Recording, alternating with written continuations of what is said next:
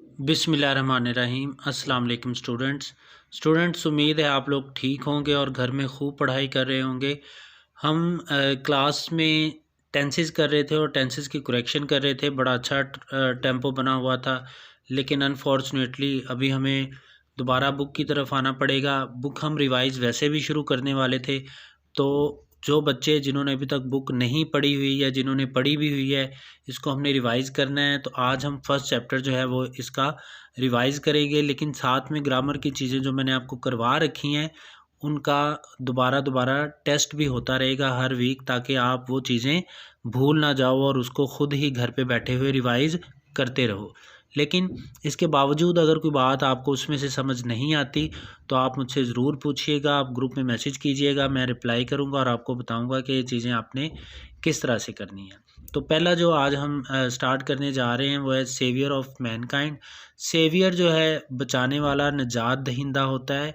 तो liberator, saviour का एक ही मतलब है, निजात दहिंदा, जो कि जिसने हमें निजात दिलाई। अब निजात किस चीज़ से दिलाई? ये आप सल्लल्लाहु अलैहि वसल्लम के बारे में लेसन है। तो उन्होंने हमें निजात दिलाई जहालत से, बुत परस्ती से, तोहम परस्ती से। इंसान जो है वो आप सल्लल्लाहु अलैहि वसल्लम की आमद से पहले आपको पता है जहालत के अंधेरों में डूबा हुआ था। बच्चियों को ज़िंदा जला दिया जाता था या फिर उनको ज़िंदा दफना दिया जाता था। इसके अलावा आग की, बुतों की पूजा की जाती थी और इंसानियत नाम की कोई चीज़ नहीं थी। तो आप सल्लल्लाहु अलैहि वसल्लम को इस कायनात में भेजा गया और तमाम जहानों के लिए रहमत बनाकर भेजा गया। और आपका मकसद क्या था या आपको क्या काम सौंपा गया था अल्लाह ताला की तरफ से कि आपने इंसानियत को जहालत के अंधेरों से निकालना है और ईमान की रोशनी की तरफ लेकर आना है। ठीक है, ये फर्स्ट चैप्टर है। ये हम चैप्टर पढ़ेंगे और साथ साथ एक्सरसाइजेज भी करते जाएंगे। एक्सरसाइजेज हमने पहले भी की हुई हैं, लेकिन बहुत सारे बच्चों ने नहीं की हुई। तो जिन बच्चों ने पहले नहीं पढ़ा वो अब गौर से पढ़िएगा, और जिन लोगों ने पढ़ रखा है वो भी गौर से पढ़िएगा। उनके लिए ये एक अच्छा चांस है कि वो अच्छी तरह से इसको रिवाइज़ कर सकें। तो ये बच्चों चैप्टर है, यहाँ से हम पढ़ना शुरू करेंगे। फर्स्ट पैराग्राफ है इसका, Arabia is a land. Arabia से मुराद अरब एक सरज़मीन है। लैंड का मतलब सरज़मीन। ऑफ अनपैरेलल्ड, अनपैरेलल्ड का मतलब अनमैच, जिसका कोई सानी नहीं है, जिसकी कोई मिसाल नहीं है। चार्म, खूबसूरती, दिलकशी। एंड ब्यूटी, ब्यूटी का मतलब भी खूबसूरती, चार्म का मतलब दिलकशी, दिलकशी और ख़ूबसूरती वाली सरज़मीन है। अरब एक बेमिसाल दिलकशी और ख़ूबसूरती वाली सरज़मीन है। विद का मतलब होता है के साथ। इट्स, इसके। ट्रैकलेस, ट्रैकलेस का मतलब बेरास्ता। डेजर्ट्स, सहरा, डेजर्ट्स का मतलब सहरा। ऑफ सैंड ड्यून्स, रेत के टीले। In the dazzling rays, dazzling का मतलब तेज़, चुभने वाली। Of a tropical sun, tropical का मतलब गर्म, सन का मतलब सूरज। गर्म सूरज की चुभने वाली किरणों में रेत के टीलों और बेरास्ता सहराओं के साथ अरब एक बेमिसाल खूबसूरती और दिलकशी वाली सरजमीन है। ठीक है, ये पहला जुमला थोड़ा सा ट्रिकी है, थोड़ा सा कॉम्प्लिकेटेड है, इसलिए आपने बामुहावरा तर्जमा करना है, क्योंकि आपको फुल मार्क्स भी तब मिलते हैं जब आप इसका बामुहावरा तर्जमा करते हैं। ठीक है, दोबारा बामुहावरा तर्जमा करते हैं। तो गर्म सूरज की चुभने वाली किरणों में रेत के टीले और बेरास्ता सहराओं के साथ अरब एक बेमिसाल दिलकशी और ख़ूबसूरती वाली सरजमीन है। ठीक है, इट्स स्टारी स्काई, स्टारी का मतलब सितारों से भरा हुआ, स्काई, स्काई का मतलब आसमान। क्योंकि गर्म इलाका है तो गर्म इलाके में चूँकि बादल नहीं होता, इसलिए जो आसमान है वो हमें सितारों से भरा हुआ दिखाई देता है। इट्स स्टारी स्काई, इसका सितारों से भरा हुआ आसमान ने हैज़ एक्साइटेड, परवाज़ बख्शी है, द इमेजिनेशन, तख़य्युल को, ऑफ पोइट्स एंड ट्रैवलर्स, शायरों और मुसाफिरों के। इसके सितारों भरे आसमान ने शायरों और मुसाफिरों के तख़य्युल को परवाज़ बख्शी है। इसके सितारों भरे आसमान ने शायरों और मुसाफिरों के तख़य्युल को परवाज़ बख्शी है। It was in this land, यही वो सरजमीन थी, दैट द होली प्रॉफिट सल्लल्लाहु अलैहि वसल्लम के होली प्रॉफिट सल्लल्लाहु अलैहि वसल्लम वाज बॉर्न, पैदा हुए। यही वो सरजमीन थी जहाँ पर हमारे पाक पैगंबर सल्लल्लाहु अलैहि वसल्लम पैदा हुए। In the city of Mecca, Mecca के शहर में, विच इज़ अबाउट 50 माइल, जो कि अबाउट तकरीबन 50 माइल 50 मील है, फ्राम द रेड सी, बहरा अहमर से, जो कि बहरा अहमर से तकरीबन 50 मील के फासले पर है। It was in this land, यही वो सरजमीन थी, द होली प्रॉफिट सल्लल्लाहु अलैहि वसल्लम वाज बॉर्न, जहाँ पाक पैगंबर सल्लल्लाहु अलैहि वसल्लम पैदा हुए। In the city of Mecca, Mecca के शहर में, which is about 50 miles from the Red Sea, जो कि बहरा अहमर से तकरीबन 50 मील के फासले पर है। उसके बाद है द अपोजेस्ट, अब मालिक थे, पोजेस्ट का मतलब मालिक थे, और अरब से मुराद अरब के लोग, अरब के लोग मालिक थे।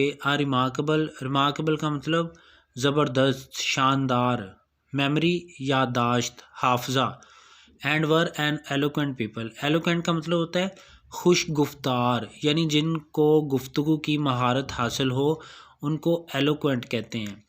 तो अरब के लोग शानदार हाफजे के मालिक और खुश गुफ्तार लोग थे।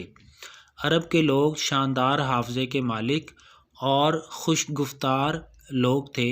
देयर एलोक्वेंस, उनकी खुश गुफ्तारी, एंड मेमोरी, और हाफजा, फाउंड एक्सप्रेशन, का इजहार मिलता है इन देयर पोइट्री, उनकी शायरी में, उनकी शायरी में उनकी एलोक्वेंस और मेमोरी का इजहार मिलता है, यानी उनके हाफजे और उनकी खुश गुफ्तारी का इजहार उनकी शायरी में मिलता है। एवरी ईयर, हर बरस, आ फेयर, एक मेला, वॉज हेल्ड, मुनक्कद किया जाता था, फॉर पोलिटिकल कॉम्पिटिशन, शायरी के मुकाबलों के लिए, एट उकाज, उकाज में, उकाज के मुकाम पर हर साल शायरी के मुकाबलों के लिए एक मेला मुनक्कद किया जाता था। उकाज एक प्लेस का नाम है, ठीक है। हर साल उकाज के मुकाम पर शायरी के मुकाबलों के लिए एक मेला मुनक्कद किया जाता था। इट इज़ नरेटेड, ये बयान किया जाता है, ये बताया जाता है, दैट हम्माद सेड, के हम्माद ने कहा, टू कैलिफ, खलीफा वलीद बिन यजीद से, ये कहा जाता है कि हम्माद ने खलीफा वलीद बिन यजीद से कहा, I can recite to you, मैं आपको सुना सकता हूँ, रिसाइट का मतलब सुनाना, मैं आपको सुना सकता हूँ, फॉर ईच लेटर, हर हरफ से, ऑफ द अल्फ़ाबेट, हरूफ तहज्जी के, मैं आपको हरूफ तहज्जी के हर हरफ से सुना सकता हूँ। 100 लॉन्ग पोएम्स, 100 लंबी नज़में, विदाउट, बगैर, टेकिंग इनटू अकाउंट, शुमार किए, शॉर्ट पीसीज, छोटी नज़मों को, छोटी नज़मों को शुमार किए बगैर, मैं हरूफ तहज्जी के हर हरफ से शुरू होने वाली 100 लंबी नज़में आपको सुना सकता हूँ। यानी अरेबिक जो हरूफ तहज्जी है, अल्फ़ाबेट है, उसका पहला हरफ है अलिफ मद्दा आ, तो 100 लंबी नज़में जो सिर्फ़ अलिफ मद्दा आ से शुरू हों, उसके बाद 100 लंबी नज़में जो सिर्फ़ अलिफ से शुरू हों, उसके बाद 100 लंबी नज़में जो सिर्फ़ बे से शुरू हों, इसी तरह से हर हरफ से शुरू होने वाली 100 लंबी नज़में उसने कहा खलीफा से कि मैं आपको सुना सकता हूँ, और छोटी नज़मों को शुमार किए बगैर, यानी इसके अलावा छोटी नज़में पता नहीं उसको कितनी बेशुमार याद थी। एंड ऑल ऑफ दैट, और ये सारी कंपोज की गई थी, रिटन, लिखी गई थी, एक्सक्लूसिवली, ख़ास तौर पर, बाय पोइट्स, शायरों ने, बिफोर द प्रोमलगेशन ऑफ इस्लाम, इस्लाम की अशात से पहले, और ये सारी नज़में शायरों ने ख़ास तौर पर इस्लाम की अशात से पहले लिखी थी, ठीक है। और ये सारी नज़में शायरों ने ख़ास तौर पर इस्लाम की अशात से पहले लिखी थी।